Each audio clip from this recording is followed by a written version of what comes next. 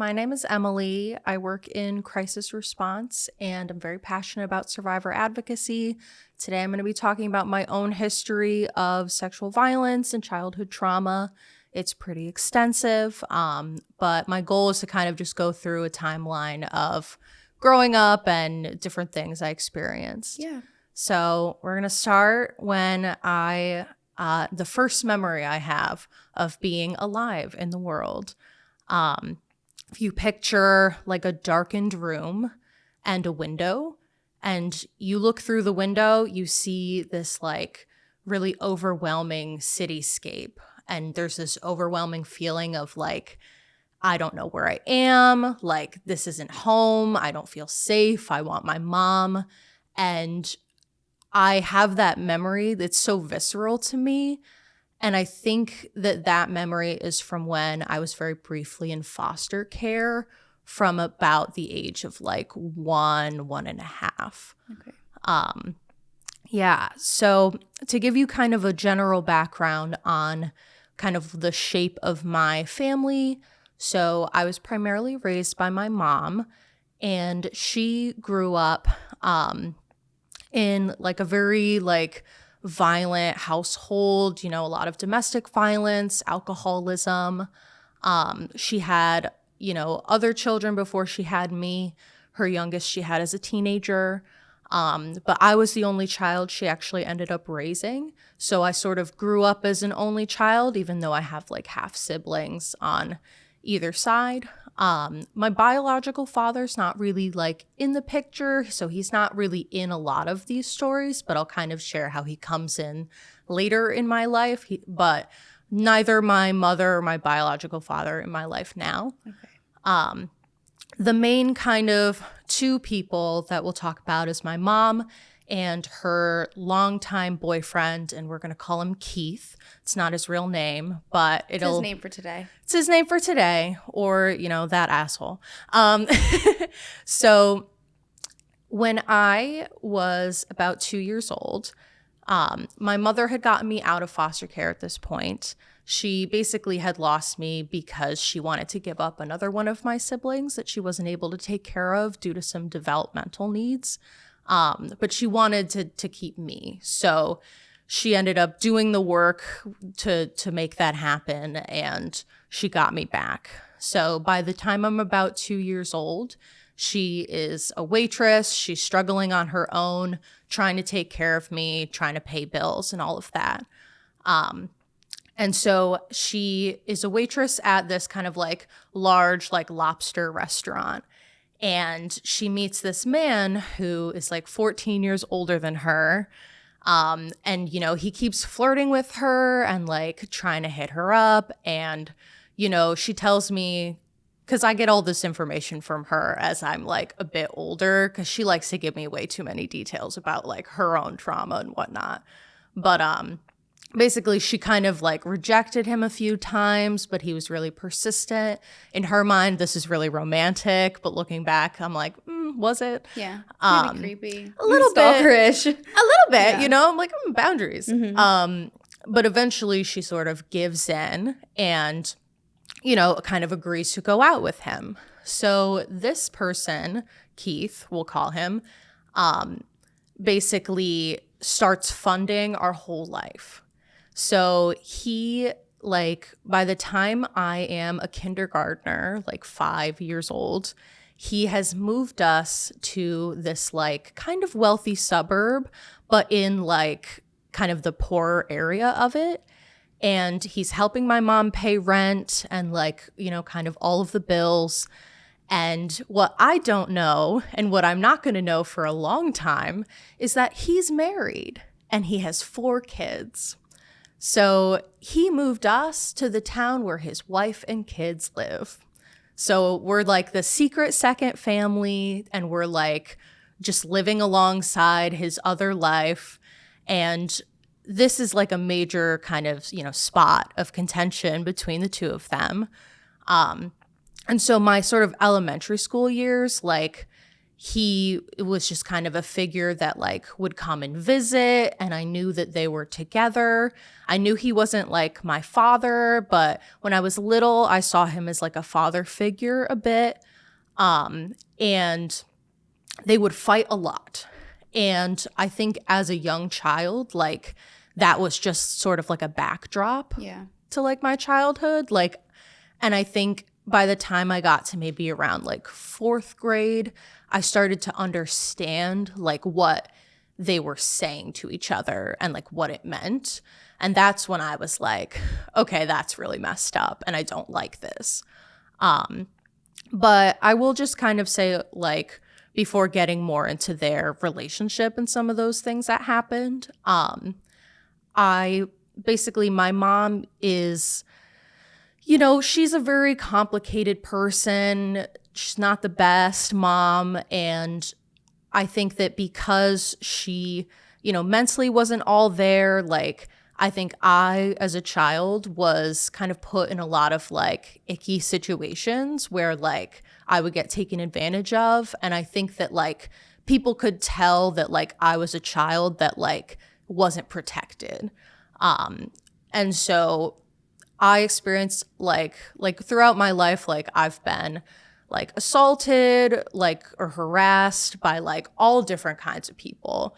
And I think, you know, part of that is being a Hispanic woman, being working class, even though my mom is white. And so the first time I ever experienced like sexual violence was when I was 7. Because my mom, being a, you know, working single mom, I had a lot of different babysitters who would sometimes just be like friends of hers from work.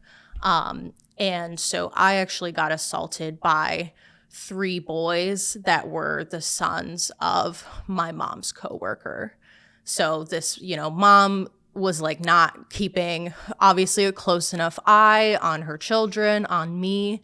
And so basically they like trapped me on a couch and like exposed themselves to me and like just sort of like laughed about it and like kept me there. And like no one ever like touched me, but like I was super scared and like obviously wanted to leave. It's traumatizing. Very traumatizing. Yeah. I'm like, wow, men are the worst, you know? Right. And yeah, I think that's the first memory I ever have of like sexual violence was when I was 7. And the kind of next memory is a year later when I was 8. And this was actually by my mom's boyfriend. So it's kind of an unusual kind of form of like violence. It's very sort of like a power trip sort of thing. Basically, he was having a conversation with me and I was sitting in a chair. And you know how men do that thing where like they'll take like a chair, like say like a kitchen chair that has like a back to it. They'll flip it around and kind of straddle it. Yeah. So he did that while I was sitting in a chair. So he's like straddling me and like sitting on me like an 8-year-old as if he's straddling the chair. And he didn't do anything beyond that, but I'm just like, that's enough. Yeah, I'm like, you're like right Was he here. saying anything? He was just having a conversation with me. I have no idea, like to this day. And your mom wasn't in there at the time? No, she was there. Okay. So she just stood there like watching it. She didn't say anything. I looked at her too. Like I was just kind of like, yeah, you know, like what's up? Like this is weird. I don't like this. She never said anything.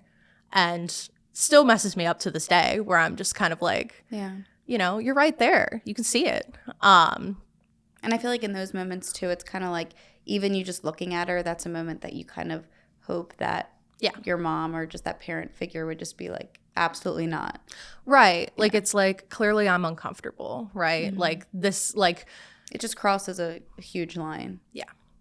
And so basically, so those are kind of early memories of like sexual violence. But to give you kind of more of a picture of my mom and Keith's relationship, he was an alcoholic and so is she. He was a very volatile and angry alcoholic, and she kind kind of fed into that. Like, she kind of got off on it in a weird way. Like, she would like to set him off and like sort of like antagonize him. It was very like abusive and toxic. Mm-hmm. Yeah, very much so. And around, you know, when I'm in the 5th grade, their fighting just starts to get like a lot worse. To the point where like she is like kicking him out of the apartment, and like I, as like a child, as like a 10, 11-year-old, I'm like, I have to intervene, because the way that he would talk to her was just so disgusting and like disrespectful that I was like, I physically can't tolerate this. Like, this is not okay. And so what would happen is I would start to go out like from the bedroom that I shared with my mom, because we were poor. And I would go out into the living room where they were like screaming at each other. And he's, you know, he's like 5'10", but again, I'm like a small child. He would be fully red in the face, just like raging. And I would walk out there and I would be like, you know, you can't talk to her like that. This is not okay. And together, me and my mom would kick him out. We'd be like, you need to leave. And, you know, I would be sobbing. Like, I would be absolutely terrified for my life. Like, I would be like, he could kill me. Like, he could kill both of us right now. And, you know, when he would leave, it would be such a relief. But then, of course, he would come back. And then my mom would be like, oh, you know, like, he loves us. He does a lot for us. You know, like, it's okay now, basically. And this really started to mess with me, because it's like I couldn't get over like the trauma of, you know, these arguments when they would happen, because he would just keep coming back. And kind of the worst incident that ever happened was when I was in the 6th grade. And so this was like, I think in the month of like a September, and in the middle of the night, I start hearing my mom talking to him. And I'm in the bedroom that I share with her, and she's out with him in the living room. And I'm hearing her say things like, you're worse than that other man that I was with, but I'm not afraid of you. And it was so eerie, like her voice, like it broke my heart, because you could tell that she was scared and that she was in a lot of pain, but that she was trying so hard to be strong. And, you know, she would say things like, you know, get off me, like, you know, I'm not afraid of you, but you could tell like she was afraid. And it clearly painted this picture that like she was pinned down and he was on top of her. And it was almost scarier that like he wasn't saying anything at all, because I had no idea like what he was doing. And so in my, you know, 11-year-old brain, I'm like, my mom is either being raped or she's about to be raped. And like, that is what the moment is right now. And so again, in my 11-year-old brain, I'm like, what the hell can I do? You know, I don't have my own phone. I don't know where her phone is. It's not in the bedroom with me. It's the middle of the night. We live on like a 5th floor, 7th floor of an apartment building. I don't know, like, if I run into the hallway to get help, I'm running past them so he could chase me. So basically there's a deck that is outside of the bedroom, and I think, well, what if I like go out onto the deck and like try to jump off and like run for help? So I actually open the window and I get out on the deck, and I'm looking like out sort of in the middle of the night at like all the other apartment buildings. We're kind of in a condominium in a big circle. And so I'm looking out at all of them, and I'm just like, if I jump, I'm going to break my legs. Like, there's just no way. I'm too high up. Like, that's not going to work. And then I'm just going to be down there and I can't do anything. And I also just, you know, there's a door off the deck that leads right to the living room. So I'm staring at that door and I'm just like, this is happening right now. And like, I can't leave her there. Like, I can't just let this happen. So I get back into my bedroom and I'm like, I have to find a weapon. So I start looking for a weapon and I find this little heart-shaped like rock craft project. It's like one of those things like you put little stones in and then you let it dry.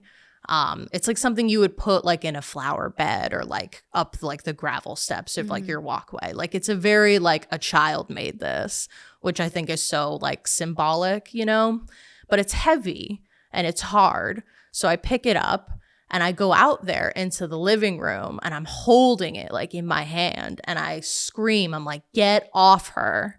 And I swear to God, I see a shadow go from being horizontal on the couch to vertical.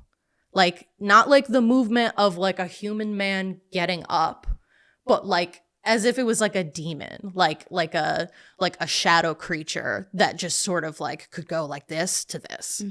And it was terrifying. And then all of a sudden, all the lights come on. And I could tell by like his facial expression and her face as she sat up that like it was over and that like whatever was happening was done and that he wasn't going to like attack us. But like before that moment, I was like, this could be the end for me. Like I could die. Like, and I was very conscious of that. And I was like willing to do it. Right. Like, I was like, I love my mom. Like, I'm not okay with this. I'm not going to let this happen to her, like without a fight. Yeah. And when those lights come on, finally my body just like releases all of that adrenaline and I'm fully shaking and like hysterically crying. Because I'm 11. I mean, anyone would, right? But like, I'm a little child. Like, I'm a 6th grader. Like, I just completely am like inconsolable. And I'm sitting down on the couch and my mom's trying to comfort me. And then this man, you know, has the audacity to sit next to me and try to put his arm around me after he just tried to rape my mom. And I'm like, I like shake and I like pull away from him. And he looks at my mom and he goes, we can't do this. And I'm thinking to myself, I'm like, what? Like, you're the perpetrator here. Like, you're making it sound like you both did this to me. Like, you are the instigator. Like, you're the problem in this scenario. But shockingly to me, my mom looks at him and goes, it's going to be fine. Like, everything's okay now. Like, she is fully in the mode of like consoling him more so than like consoling me. And, you know, it was just kind of insane. And so in the days and weeks that followed, you know, I said to her, I want him gone. Like, I'm done with this. He's a bad person. Like, no more of this. And she says to me, you know, like, yeah, I understand, but like, we can't put him out on the street. Mind you, he has a whole ass family somewhere else, and that's where he sleeps at night. So she's just kind of lying to me, like, oh, you know, he doesn't really have anywhere safe to stay. And I'm like, I don't care, mind you. I'm like, he's a bad man, and like, he doesn't need to be here. And then over time, she starts gaslighting me. And she starts, you know, kind of going on and on about like, you know, oh, like he loves us and he pays for these things and he's always there for us and he's a good person. And then it starts to turn into, you're hurting his feelings. Because I was starting to like ice him out around the apartment. And so I'm sure he kind of was getting in her head about it. And so she comes to me to sort of deliver this message from him being like, you know, like, he loves you. You're hurting his feelings. He's sad that you don't talk to him. And I'm just like what Twilight Zone episode did we just get into? Because I'm like, do we remember the part where like he attacked you and, you know, like he needs to leave, you know? And I think that moment is kind of like a snapshot of like the dynamic that basically I just would continue to grow up with for like the next 7 or so years. And, you know, kind of for the rest of middle school, the fighting just kept getting like worse and worse. I think what was going on in the background is that he was getting a divorce. And so I ended up meeting his family. But I was told to lie and say that, you know, he and my mother had just met when I was in middle school, and not that he's basically been like a father figure in my life since I was 2 years old. And then since the dynamic stayed that way for the next however so many years, did you keep standing up for your mom, or did it kind of just, you did? Yeah. Yeah. I think in high school, I would get to a point where I'd be like, okay, like this is more like a low key kind of like argument that they're having. Yeah. But sometimes I would listen in, and when it would get to a point, where I mean, sometimes it's just like my pride, you know, like, because I'm a very protective person, and like my mom is not the best, but like she's my mom, you know, and I think that's what people struggle to understand is it's like she's done a lot of bad things to me, but like I love my mom the way that anyone loves their mom, you know, like with like the same amount of love is like how I feel about my mom. And I don't want to see anyone disrespect her or degrade her or demean her. So yeah, like I would keep kind of putting myself in those situations, and she got off on it, which is just another layer. I think that she has never had someone in her life who like stood up for her and would try to protect her. So I think that like she started to see me as that figure in her life, even though like I was her child. Yeah. Which was also really messed up. And I think, you know, that kind of gets us into like stuff that like my mom specifically did to me, because as she's in this like, you know, kind of traditional like domestic violence relationship, she's also like sexually abusing me in some like really kind of odd ways.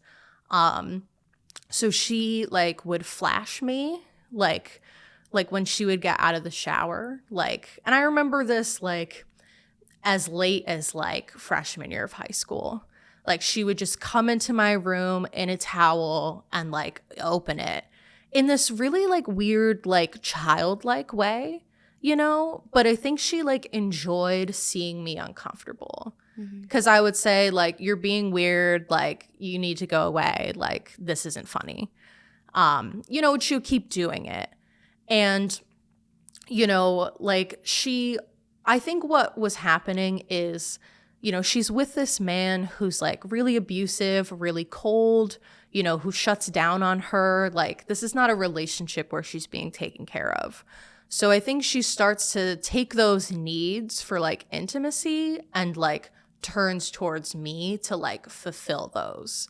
So she would like ask me to do like really like sensual sort of things, like giving her like massages where like she would take her shirt off and she'd be like lying down and I would be like straddling her. I'd be like sitting on her butt, like massaging her back, like her naked back, and like, you know, seeing the side of her like boobs and like all of this stuff, like just way too close for like you to be with your child. It's like, you know, like that's like, you know, cool, like sexy, intimate time with like your partner. Like that's, your child's not supposed to be doing that. Like, especially if it's something that makes you uncomfortable, you shouldn't have felt that you had to do that either. No. Yeah. And like, I think I got more uncomfortable with it the older I got. Yeah. But I think as a kid, I was like, oh, like this is my mom. Like she just wants me to do this for her. Right. Or like she would ask me to like tickle her arm. And she would like get off on it. So it's like she'd start to like moan, and like it was super creepy. Yeah. Yeah. Like, and I would say to her, I'm like, you have to stop making those noises. And in my brain, like I don't really understand like what it is. I just know I hate it, and I need it to stop. And that's the thing too. Like when we're young, I think that all we really know to go off of is like our instinct and how something's making us feel. Yep. And just because we might not understand something yet at a young age, like we might not know like straight up this is what something is, if we feel weird about it, like that's probably because it's a weird situation. Yeah. Like your body knows. Oh, yeah. And I think in those moments, I just like felt so icky. Like, I'm like, ew, like I feel gross about you. Like to the point where it would carry over to just like, you know, I didn't want her to hug me. I didn't want her to touch me. And like, you know, I just wanted her to stay away from me, basically. And like, you know, sometimes she would like pinch my butt and I would tell her not to. And like, just kind of weird boundaries. Like sometimes she would like say like sexual things like about my body. Like she would say like my legs like looked like a horse. Like, you know, like they're muscular or something. Or like she would talk about like I think it was this weird thing where I think she like sort of wanted to be me. Like it was a little straight white female, like where she'd be like, would you trade like your hair for my eyes? 'Cause she had big blue eyes, you know, or she'd be like, you know, oh, you're going to be so beautiful when you get older. Like you're going to get all this attention. And like her boyfriend would kind of get in on that too. Like I remember I went to like a friend's quinceañera and like I'm also 15. I'm wearing like a little like girl dress, sparkly. And I remember her boyfriend being like, you look good. You look too good. And I'm like, y'all need to like calm down. Yeah. Like this is just so creepy and weird. I mean, other things that he would do, like he would come into my bedroom randomly, like at night, and close my blinds. And he would be like, I don't want people looking at you. And I'm just like, you know, I feel like the people you're worried about are already in this house. Like, I think I know who they are. And maybe, too, that was just a reason for him to be in there. 100%. Yeah.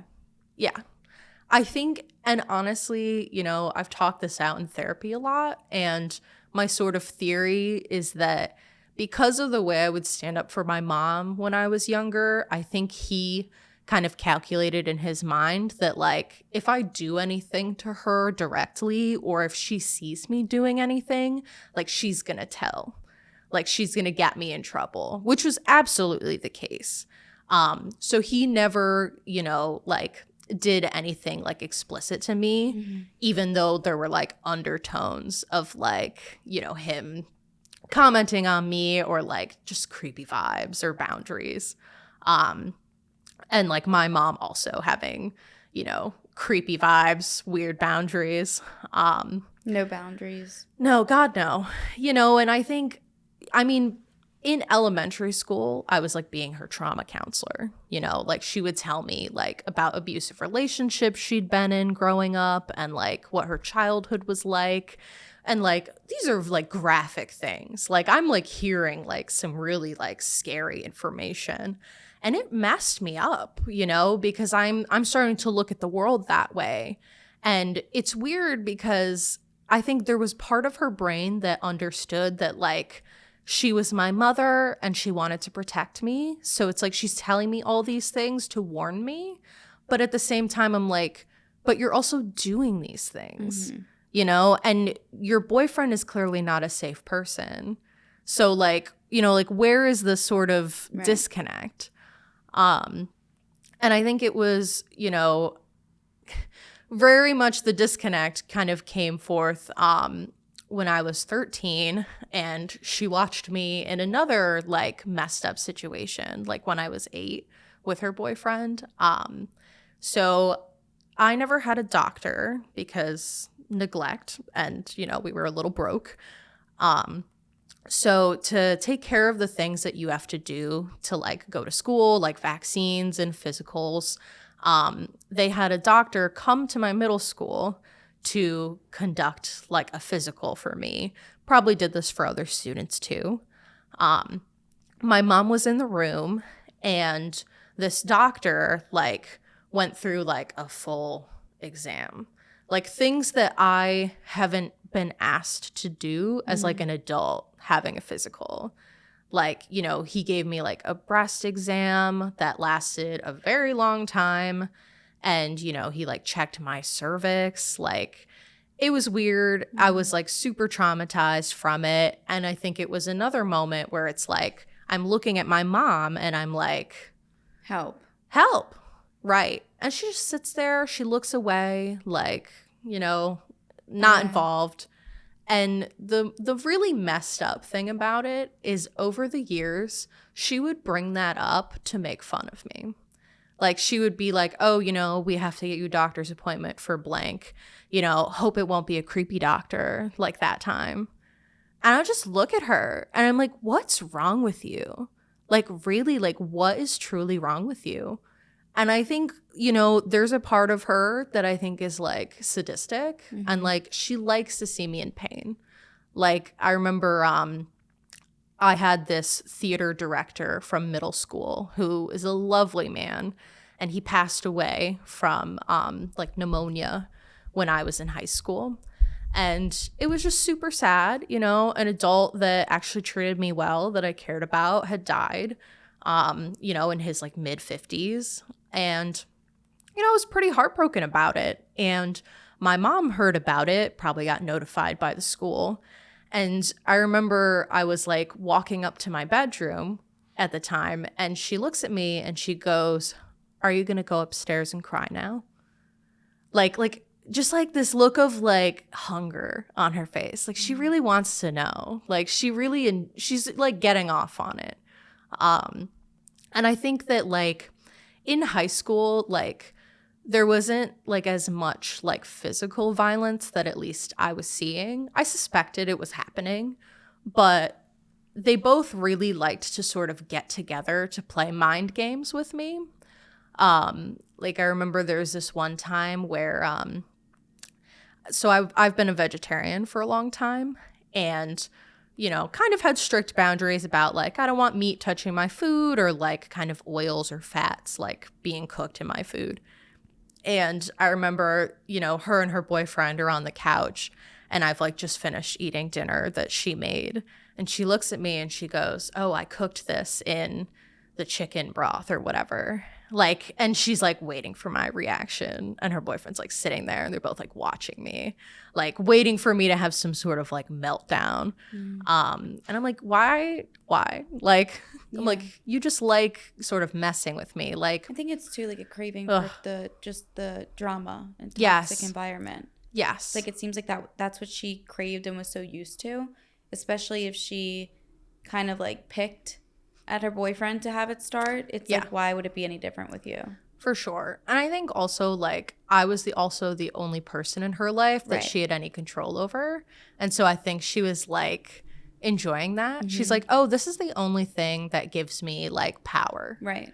Is like putting you down. Like, I remember like such a stark sort of example of that is like, when I was in high school, we lived in a townhouse, so we kind of moved up sort of economically at this point because he's paying for things and he's living with us.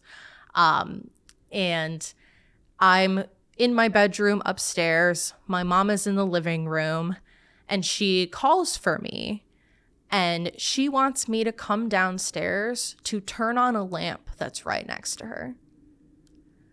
Like, it's like so Cinderella, like it's just ridiculous. Right.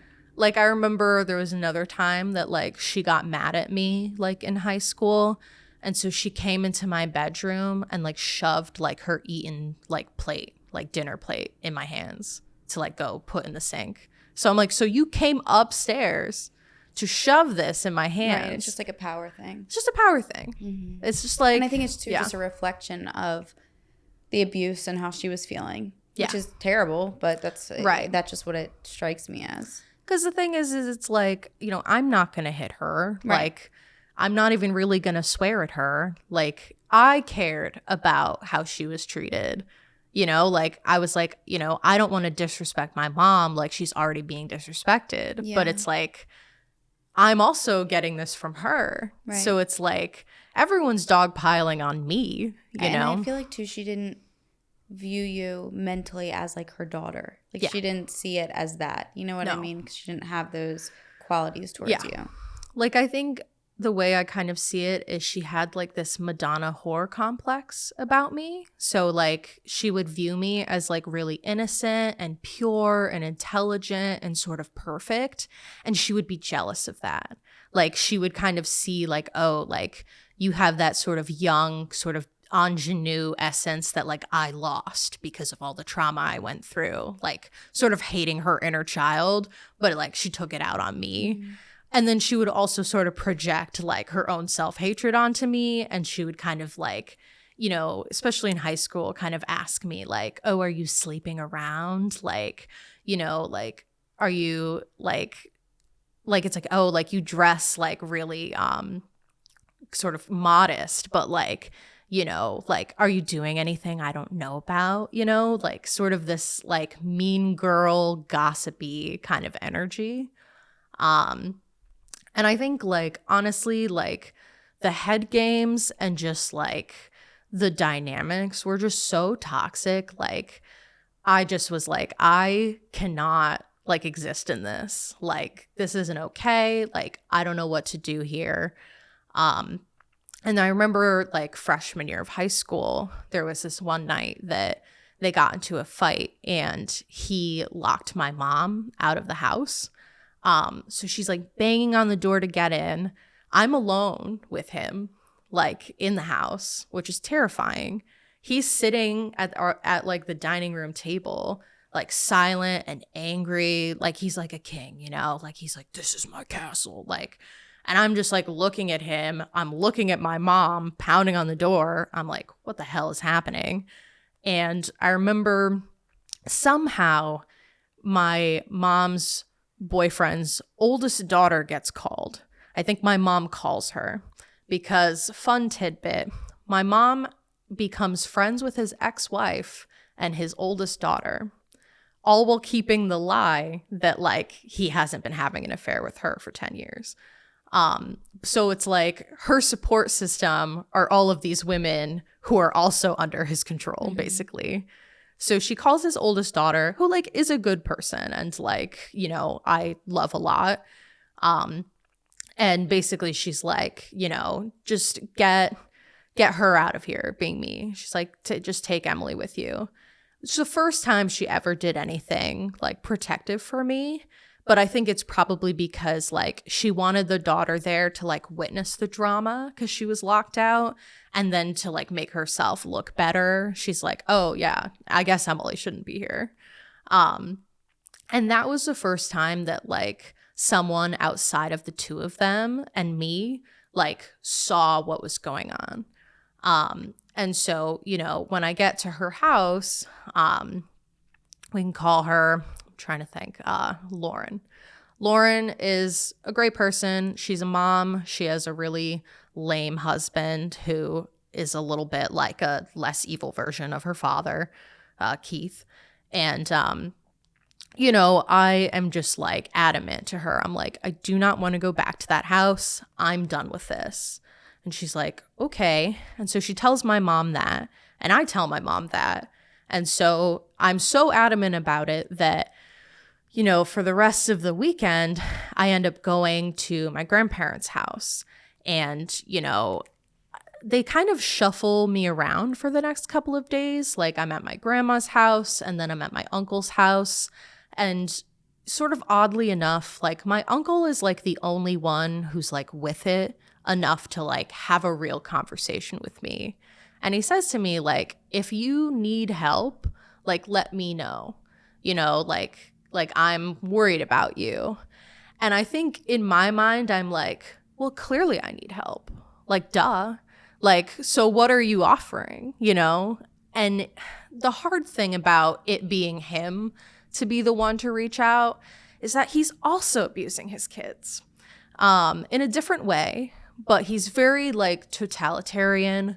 Like that is not a happy home, very traumatizing. But it's this sort of weird thing where like, I don't think he's like a wholly bad person. I think he's very misguided and also very traumatized like my mom, because this is my mom's brother. But I was like, you know, I don't really want to go to your house either. I'm like, I'm kind of familiar with what I've got. I don't really want to like roll the dice on a new situation that's probably also going to be bad. And how old were you at this point? Like 15. Okay. And so I think like kind of at that age, like I start really thinking to myself, like, how am I going to survive this? And, you know, I'm like, what are my like hard lines here? And my thought is like, if I see him like hit me or my mother and she doesn't do anything about it, like I'm out. And so, you know, I'm kind of like looking for that to happen, but I never see it. Mm-hmm. And I'm like, okay, I currently like am not being raped. If I go into foster care again, there's no guarantee. Like if I'm like tied to the state and like I'm shuffled around, like no idea what could happen to me. And, you know, if I'm placed with like some of my mom's relatives, like they all have their own sort of messed up dynamics. And at least like where I was at that point with my mom, like I know my high school, I have friends there, I have activities. You know what to expect also. Exactly.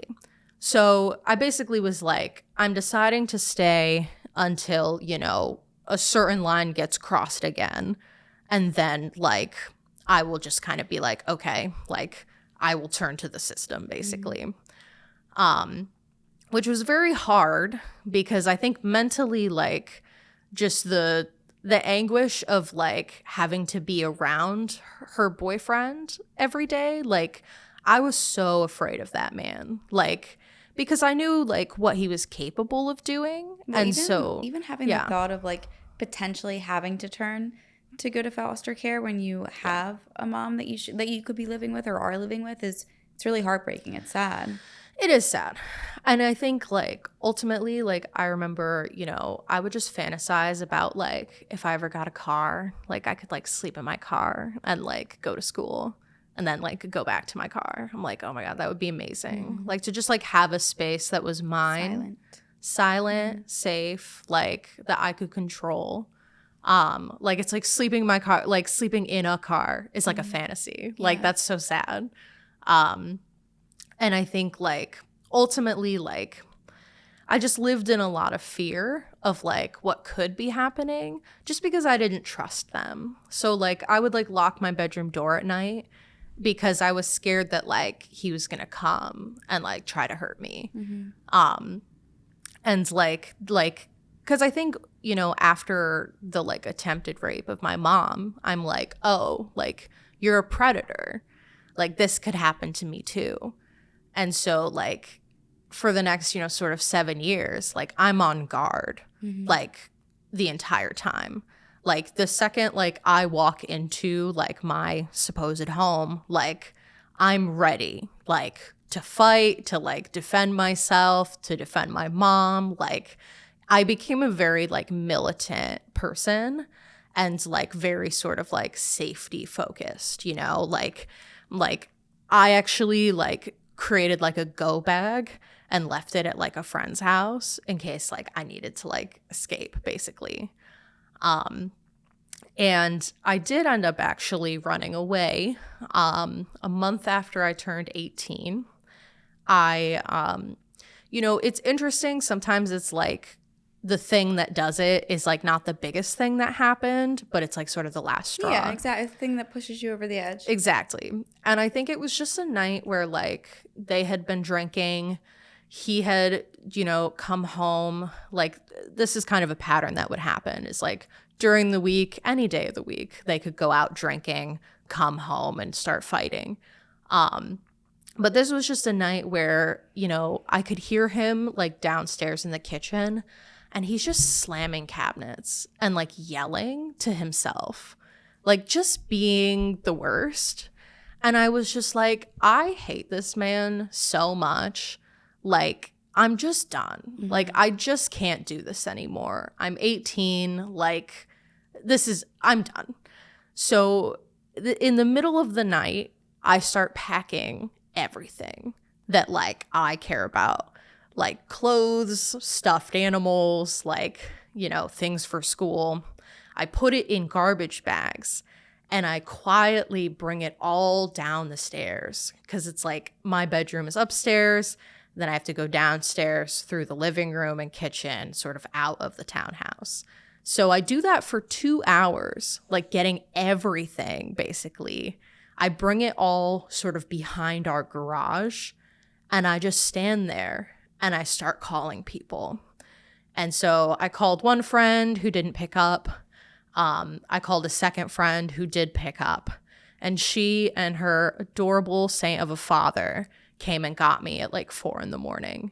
And I remember so vividly, her dad is kind of like a Santa Claus figure. Mm-hmm. Like, he's this adorable, wonderful man. I'm very happy that they have each other.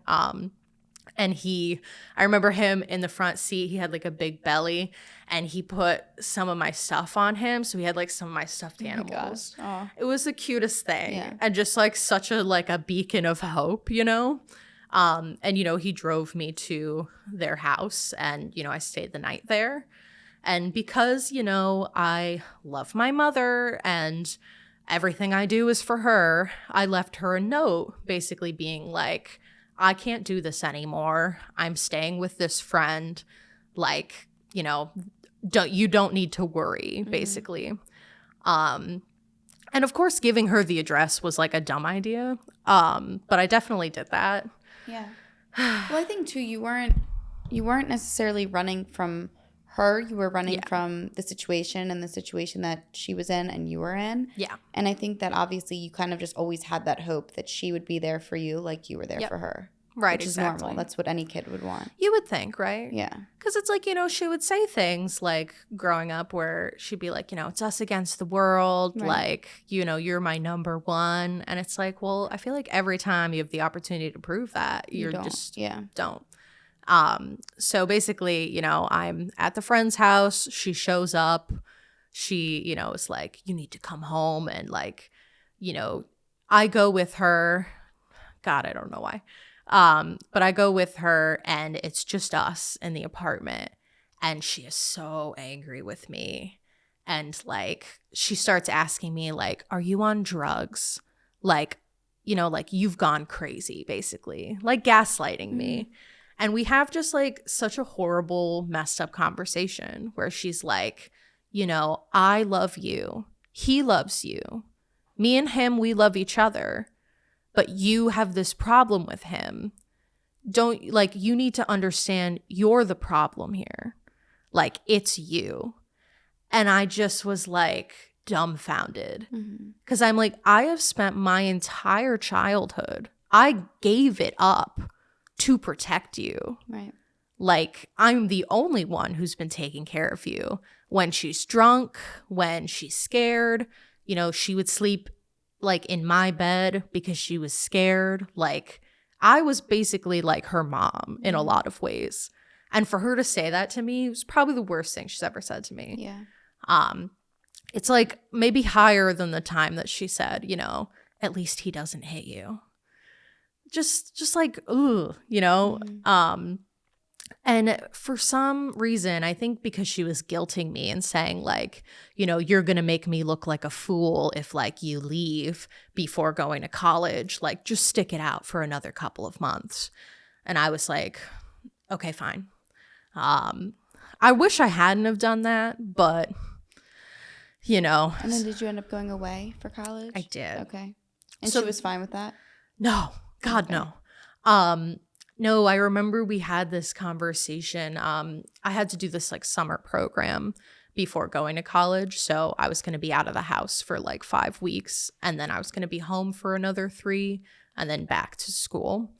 And so at some point, I think when I had finished that program and I was waiting to like go to school, I remember her being like in my room at night, and like she sort of says to me like, you're never going to come home again, are you? And I look at her just kind of like, what do you think? And I remember, and it gives me chills just to think about it. She looks at me like so cold, and she goes, you think you're a victim, don't you? And I'm just staring at her, and I'm like, no, I don't.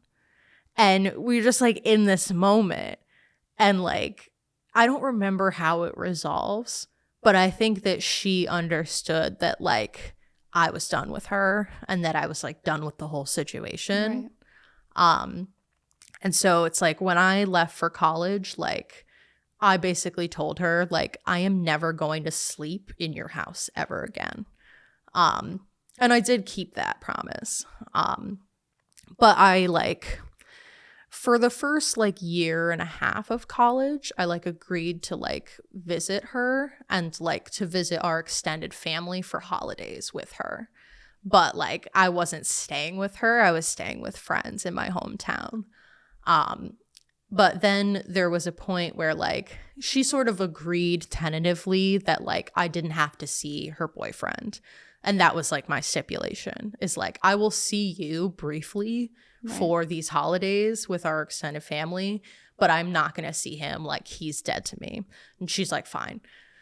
But there was this time where she is picking me up from getting back into town from college. He's in the car with her. And his granddaughter is also in the car, and she's like an 8-year-old. And I love this little girl. She's a wonderful child. She's probably in like high school now. And they both know that I love this child. And they both know I don't want anything to do with him. So it's like manipulation. Exactly. Mm-hmm. So I get in the car. I'm so angry because, you know, she lied to me. But I'm talking to this, you know, child who I like consider my niece, you know, and she's the only one I'm talking to because I'm like pissed. Yeah, exactly. And I just like vividly remember like feeling kind of like the chains go back on. It's like I'm not safe anymore. Like I have to be like on guard again. And I think that moment kind of like solidified for me that like I can't be this person anymore. No, like you can't keep stepping backwards into that. No. And I think by the time, you know, it was like my sophomore fall, I basically told her like I'm cutting all of my financial ties to you. Like I got my like student like financial aid in my name. I got my own cell phone bill. Like I was like, I don't need you. Mm-hmm. Like this is it.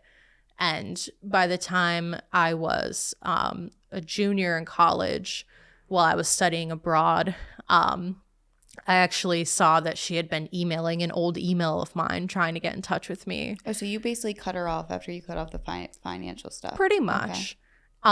Like I just sort of stopped talking to her like when I was like out of the country, which made her super angry. Mm-hmm. And it was interesting because you could see all of these emails and you could see like the first line of every email and you could see her going through like the abuser's cycle. Right. Like one would be like, I love you so much. I miss you. I hate you, you horrible monster, you know?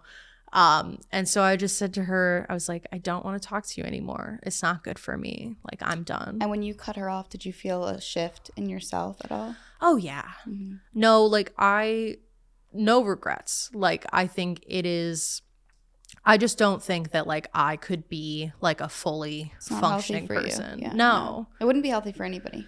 God, no. And I feel like too, you dealt with it for so long when you didn't have a choice that now if you have a choice, why would you put yourself through that? Literally why.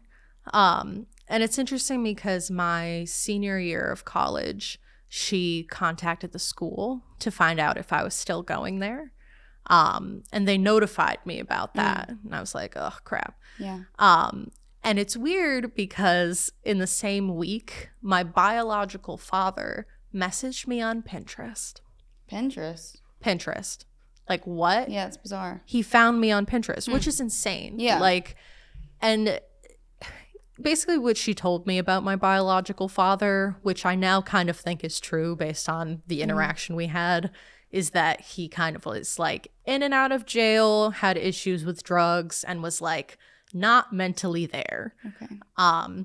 And so I see these messages on Pinterest that like were sent to me a couple months ago. They're very long.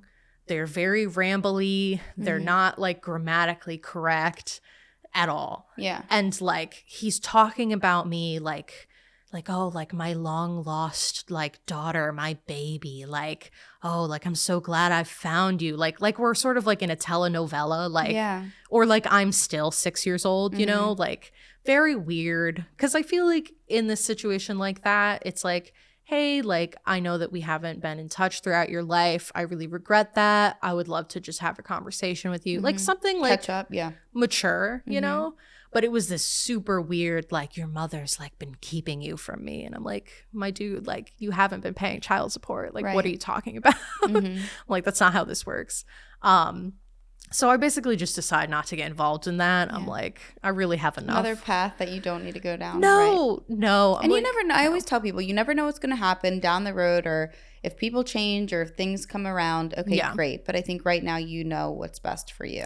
And I think at this point, I'm just like, I've really been trying to clear the deck of like everyone that I don't trust. And ultimately, like, there are people on my mom's side of the family that like I love a lot and I don't think are bad people, but I don't trust them. And I don't trust them to like keep her away from me. And so like I cut everyone out. Right. And how old are you now? I'm 27. Okay. And then you cut her out at what age? Like, when was the last time you spoke to her? The last time I like contacted her, which was over email, I was like 21. Oh, wow. So it's been a while. It's been a long time. Okay. And she hasn't tried to reach out at all?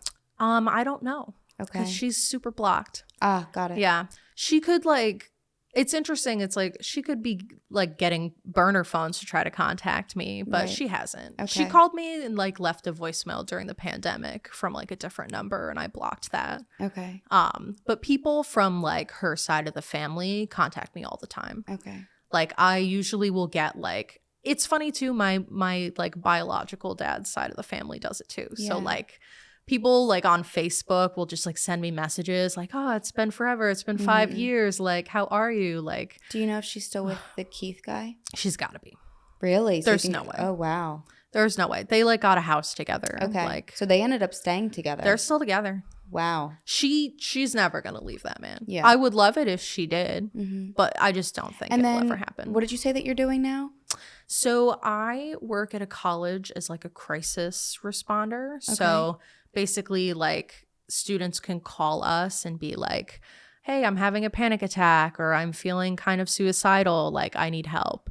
And like we don't wear uniforms, like we're dressed kind of in normal clothes, and like we're somebody who can respond like in a trauma informed way and just be like, hey, like we're here for you, we're gonna get you help and like resources. That's amazing. Yeah. So it's kind of like a school therapist, but for college and more like crisis oriented. I think it's sort of like we're the people who are like on call when like the therapy like center is closed. Got it. Okay. So it's like we aren't therapists per se, but we're like trained in like scene management and like kind of like crisis response. And can these students come to you, or is it all over the phone?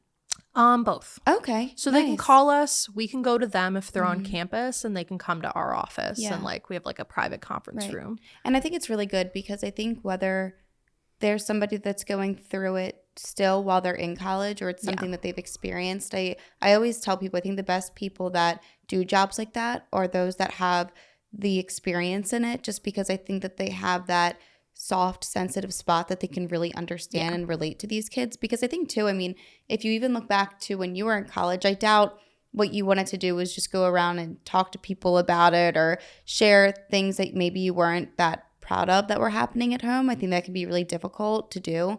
And I mean, I don't want to say embarrassing, but it's something that it's not like you're going to be like, yeah, this is what's happening. You know what I mean? You just... Oh, I get that. I feel like everybody wishes things were how they picture it in their head. And you want it to be perfect. You want your mom to feel like your mom, and you want to see your mom being treated right and treating you right. Right. So I think that it's crucial that you're somebody that you understand that from your own personal experience. Yeah. So if a child ever displays or even hints that something like that is going on, you can kind of be there as that, you know, peace of mind to be like, okay, look, I get it. And it's not, you know, I feel like it's a very comfortable, you'd be a comfortable person to talk to about it, which is important. Yeah. And I think for me, like, I think like survivors have like very different ways of like reacting to things. Oh, yeah. And I think I find myself in this space where like I've been asked to keep secrets for such a long time that I actually have been like very public about like my experiences. Like ever since I got to college, like I did like public speaking and like, you know, kind of solo performance kind of theater work. That's really what I love to do. Yeah. And like, so I've been talking about all of this, like, since probably for like almost 10 years I think now. it's healthy. It's healthy to talk about it and be open. I just think that a lot of times growing up when you're a child and then when you're in school and if you see friends that are in per se like a normal family, right? I think it can put this like haze over you of just shame and just sadness because it's like why can't everyone have it? Exactly. And it's sad and it sucks and it's just crazy to me that there's so many children that I feel like they come from these types of families. And I don't know. I feel like parents or just people in general that have children and this is how they treat them, there has to be something wrong. Oh, because 100%. I just don't. And obviously she had her own trauma. But it's just like, that's just not, it's like I said, it's not a mother-daughter. No. Relationship like that. It's like she just didn't view you as that, I feel like. And it's just, to me, like I said, it just seems like there's something off there that she, whether it was because of her trauma or something that had happened to her or the things that were happening to her, that she just couldn't view you that way. I feel like she physically like literally couldn't. I agree. Like I think it's like, and all you can do is feel sympathy and sorry. Like I think the more mature and older we get, we start to look at people that are struggling and we're like, I feel sorry for you and I want the best for you, but like you can't. I just think people that have something going on like that, that's sad for them. It's sad, and I think also it's like when you have children in those situations, there is like no like institutional backbone to help them. No. Like I think honestly like the system just tends to like re-traumatize the situation. Mm-hmm. They might put you in the care of someone equally or more abusive. Which is also horrible. Yeah. Like the fact that you had to like even in your head balance that out and be like, well, this could even be the same if not worse is sad. It's like, who are you going to turn to? Nobody. No one. Right. And it's almost like if they think that she can provide for you financially without knowing anything else, or be like, okay, she's fine. You know what I mean? It's Also, she's white, like I think that probably helped too. Mm-hmm. Like they don't question it as much. Oh no. And I think like, there were so many like people who like had a sense that like something was wrong, but no one did anything. No. Like friends, like parents would know, like they would be like, oh, like, yeah, I don't really want to send my kid over to her house. Because people don't know how to approach it. And and that makes sense. I get it. I think it's a lot easier not to get involved and not to speak up than it is to speak up. But something that I've learned, and I said this I think last episode, is like something that I've learned from this show is how crucial a child's development is and their years of being a child and the experiences they have. And I think that if more people spoke up and just were there and showed that they were a safe space or, a safe person to turn to, I think that children would at least maybe have that balance of like there's good and there's evil. Not everything's just the safe evil. Adult is important. And I think too, like, some survivors, say like my mom, like go on to like become offenders. But it's like also a lot of survivors, I think more often just get re-victimized. Oh, yeah. Which is just like, so it's like you have this sort of struggle in childhood and then sometimes it just turns into a lifetime of being victimized. Yeah, and I think too, people say, I mean, when you grow up in an environment where that's all you know is abuse. It's comfortable. Exactly. And like as you grow up, you're just going to accept that behavior a lot of times because that's all you know. And I think it's interesting too because I definitely sort of like developed this sense of like viewing toxic or abusive men as like romantic figures. Like I would have boys bully me in middle school that I would like have a crush on and I'd be like, oh, like it's because they like me. It's because they like me, or like, oh, this is like a sort of Edward Cullen thing. Like, oh wait, no, hold on. Don't talk about that. Don't talk about Bay. No, I'm kidding. Look, Robert Pattinson is a whole different story. Yes. Don't get me started on him. You're the second person to bring him up on my show. So no, that's like my husband. So that's totally fair. Was he toxic? Like the character? Yeah. Yes. Really? Have you watched those movies recently? I watched. Okay, so I watched through most of them like maybe 2 years ago. I was like very triggered. Really? I read the books in middle school and loved them. Okay, so I've honestly, this is kind of a side note. I know. But I've heard this before from people, and I'm curious why you think it's toxic. Explain to me. No, I'm just like, I actually am very curious. And I get it in the sense of like, No, I don't, because I love him. Okay. I think part of that is because Robert Pattinson's a beautiful man. Part of it, though, I think is like, I think what's problematic is I feel like we're using like this idea of a vampire as like a smokescreen for a man that says, it's hard for me to not hurt you, and you should be grateful that I'm not hurting you. I could kill you so easily, but I'm not. I am sexually like frustrated about how much I want to hurt you. And some of that, okay, that makes sense. That actually, honestly, that was like the best way you could have described it. Like to it, that like now I get, that makes sense but to me. But the thing is, look, there's like no kink shaming. Like I think when we're talking about like consenting adults who like, you know, BDSM and boundaries and all of that, like, do you have a great time? I think that like in the context of maybe those books, like this is a young high school girl. Right. He's an older man. So like I just kind of viewed it as like he was so passionate and in love with her. And I just that's how they get you. I know. Because it's like if you have like that toxic guy who's like in your DMs, like I'm just so obsessed with you. Like I just love you so much. Those are the ones that get me. But it's like they're right. But it's like then it's like they're being like controlling, but you're telling yourself it's love. Do you know what I mean? It's like the love bombing. No, you're right. But it's honestly, it's attractive. That's I'm actually glad that it led into this, because I do think that there is such a fine line, and it's so interesting to me how different people will view it, because somebody that's experienced what you have gone through, you're going to view it as triggering and like, no, that's bad, that's wrong. And then somebody else that maybe hasn't gone through that, they're going to see it as like, wait, that's the kind of love I want. And it's this fine line that it's like you don't even where, you know what I mean? What's right, what's wrong? And you just don't. I mean, I think that like this idea of like tortured men, like I think we romanticize men who are volatile. We romanticize men who are like, you know, aggressive, violent even, because it's like we're like, oh, like he just has big feelings. Yeah. He's an alpha. He's a real man. He can protect me even though he's scaring you. Do you know what I mean? I think that this is a big thing for me. I think that there is a fine line between like attraction, like sexual attraction, and fear, because they both can get your adrenaline pumping, but you might mistake one for the other. Mm-hmm. So it's like there might be a guy that like you're like, I can't predict like your behavior, like you keep me on my toes. I'm not secure in whatever this thing is that we have. And it's a high. Yeah. You get a rush from it because it's like when they're there, they're all about you. And when they're gone, they're cold, they're distant, they're far away. So that takes your body through like a whole nosedive of emotions.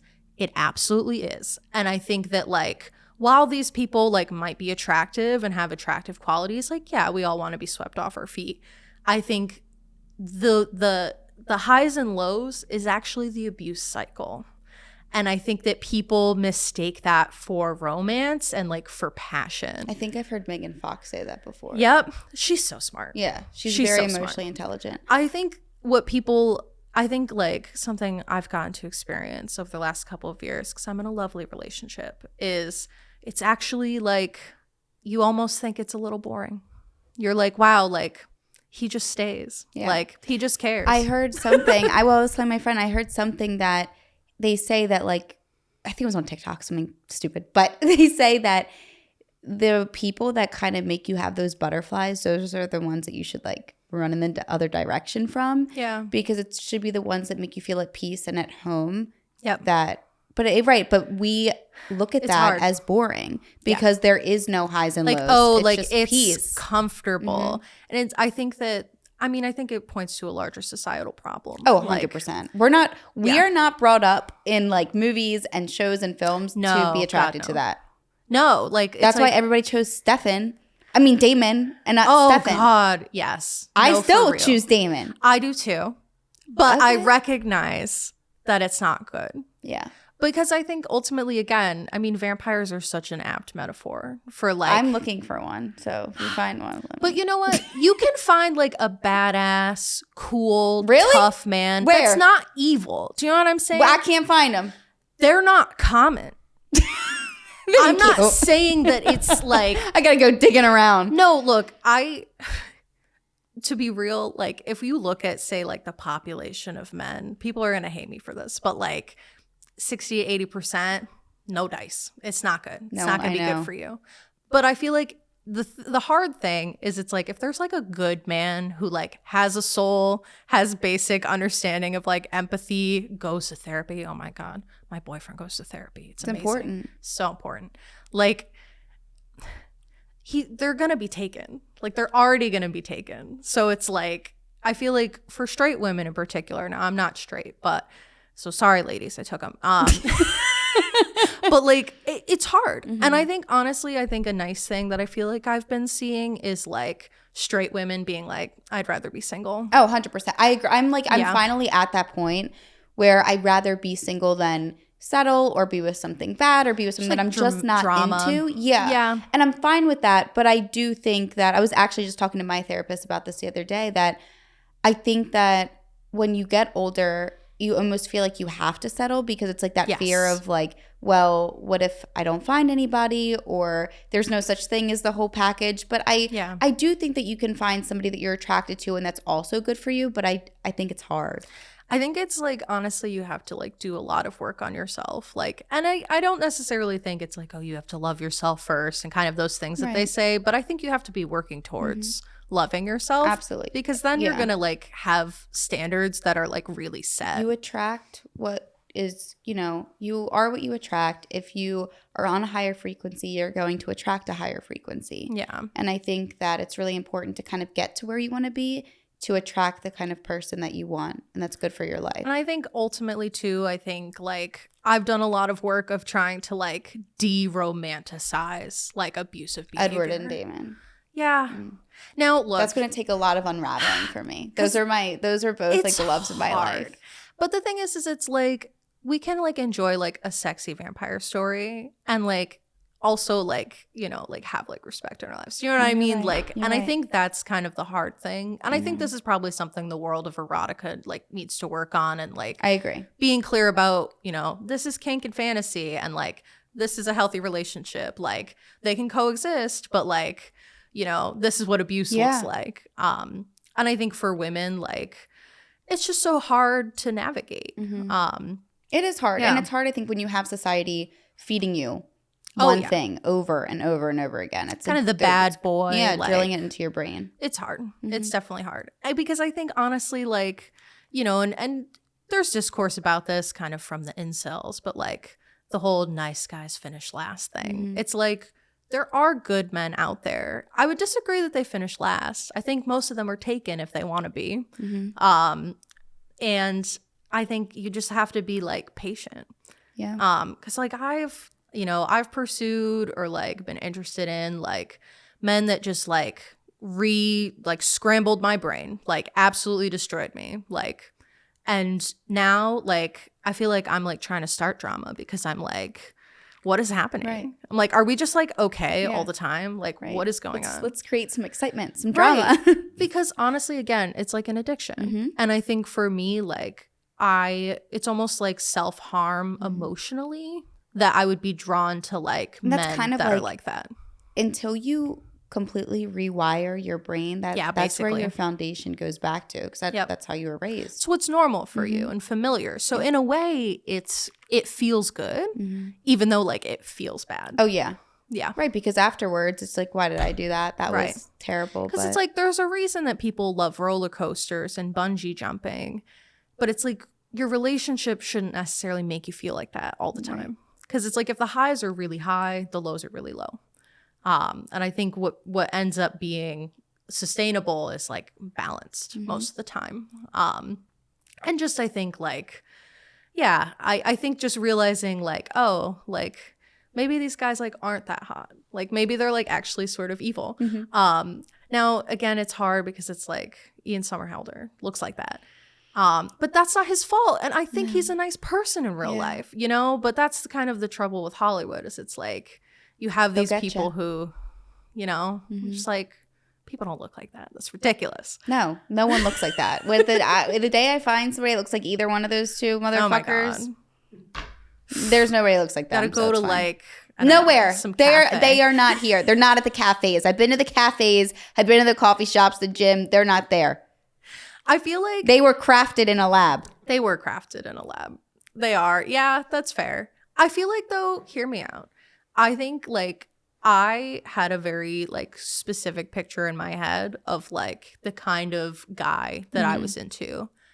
And I think when I let that go, I was able to meet someone who, like, actually cares about me. I know it's so hard.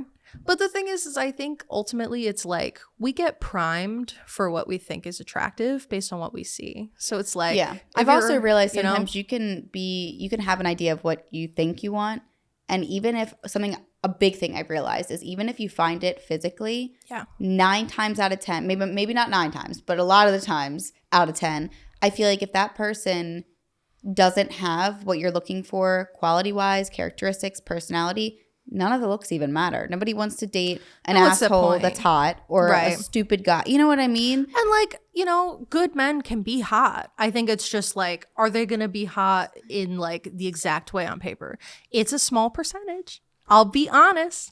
But I think like, also I think that like good men tend to be hot in a way that's not as flashy. Because they're not like. Their brain is attractive. Well, it's like, I think ultimately it's like, it's about the energy you give off and like how you carry yourself. I think, and how the energy connects with two people. Oh yeah, yeah. And I think like the sort of the alpha guys, like they're trying to give sexual energy. You know what I mean? They're trying to give charisma and whatnot. Like that's why people are like, oh, you're the hottest. But like sometimes like. But you're also the stupidest. So yeah, exactly. But I think it's like I think that there are like guys out there that are just like. I'm just a normal person hanging out. But they don't get noticed as much because they're not trying to get that attention. The last thing I'll say about this is I think, too, we aren't taught to grow and form a connection with people. Yes. We're taught to have love at first sight. Instant attraction. Right. Like when you see them, you want them. And then the rest is history. You guys just hit it off. But like I just mentioned, sometimes you can meet somebody that you're so attracted to. And then you just don't like them, or their fucking breath stinks, or something along the lines that you're like, ew. Or it's like not what you expected. It's just not there. Exactly. But we're not shown, I think. I mean, maybe some movies or shows, but we're not really taught to get to know somebody and fall for who they are as a person. 100%. And I think that that's a big thing. As we get older, we kind of realize when you're looking for the qualities you need or what is actually good for you and what's going to serve you, that might have to be something that you grow into. Yeah. And I think, to be honest, like, I think that we're not shown a lot of, like, diversity when it comes to, like, viewing, like, different kinds of men as attractive. It's usually relatively thin men who are super buff, who are often white, like, and, fits into this kind of I don't know. I like a good mix of everything. I do, too. But I think I know it's what like, you're saying. If you don't know those people, like in your neighborhood, in your friendship circle, like that might not be what you think of when you think of like who you could be interested in. And so I think like exposing yourself to maybe like healthier forms of media and like having a wider social circle, like just being open to thinking about like what is the kind of like human being like I want to be with, and not necessarily like I want him to have a 6-pack abs and like, and it's hard because I think like we're told to want those things. And I think men it's like the perfect image. Right. Mm-hmm. But I think honestly, when I've liked guys like that, like they're sociopaths.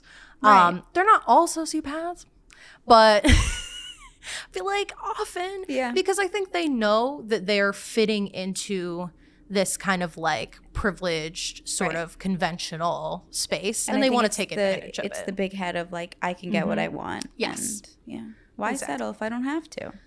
Yeah, exactly. Yeah. But no, I'm glad. I like that conversation. That was good. Yeah, of course. Thank you for bringing up Edward and starting that. I'm always here to love do that.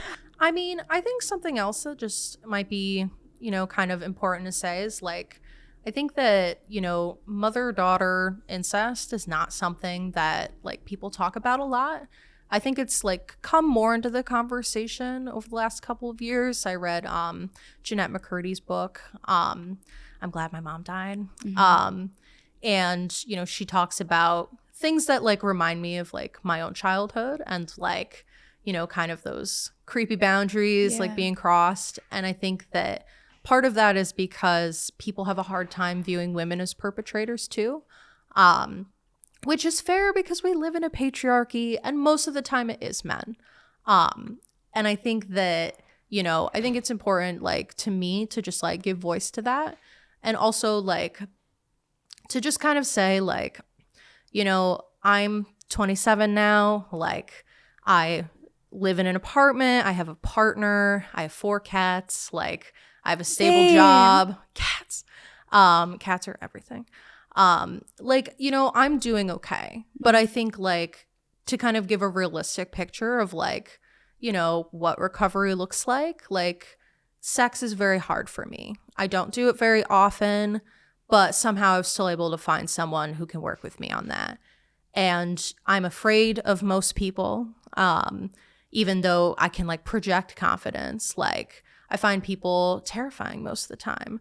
And I have all my own insecurities, things I still work on. And so it's like there's a balance of like, I'm doing okay. Like I'm so much better now. I have so many things in my life that are like safe and make me happy.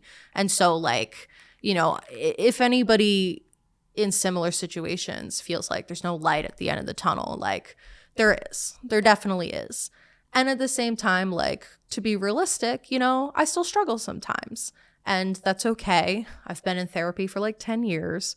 I've had good therapists, I've had bad therapists, but it's been worth the investment. And I think ultimately, like, it's just important to not settle, like we've been talking about, and like not settling in terms of like your own relationship, your parental relationship, your friends. Like we have a lot of sort of fealty to like our parents, but like sometimes your parents aren't your parents. And like if you have to go no contact, like sometimes you have to do like what you need to do to like mentally survive. And I think that's okay too. Yeah. You wrapped that up perfectly. Everything I was going to touch on, you got, no, seriously, you did incredible. You are so brilliant too in your journey and everything that you've said. I feel like you're really in touch with your emotions and what you've been through and just the reality of the world and life and your situation. And I love that you shared that while, yes, you can come on here and talk about it. And like you said before, you've been talking about it openly for 10 years. You still do have your days that you struggle, which is so normal. And I think people need to be a little bit kinder to themselves because I'm the same. I'll have days where I feel great and then I have days that I feel like I'm back down. And then I'm like, fuck, I'm starting back over. And that's what PTSD is like. And it just beats you down, but we have to like care for ourselves a little bit more those days. And then usually I feel like most of the time the next day I feel okay again and I'm back on my routine. But no, I think you wrapped it up perfectly. And I'm so grateful that you wanted to come on here and share your story. And I think that unfortunately, like you said, it's sad, but there are a lot of parents that have these kind of relationships with their children or even allow abuse with whoever they're with, their partners as well. And it's sad and it's traumatizing. But I think, like I say with everything else on this show, the more that it's talked about, the more that awareness is brought to it and people don't feel so alone and ashamed because it's not your fault. It's not it's not the victim's fault, the child's fault, anyone's fault. And at one point it wasn't your mom's fault either. Exactly. So no, I think you did incredible and thank you so much for coming on. You did such a good job. Seriously. Well, it was wonderful meeting you. You too. And I hope you're not scared of me. Oh, you're so cute. Good, no, because you said I'm scared of people. I'm like, well, as I'm staring deep into your eyes. I hope I didn't scare you. I'm sad none of my cats came down for you, but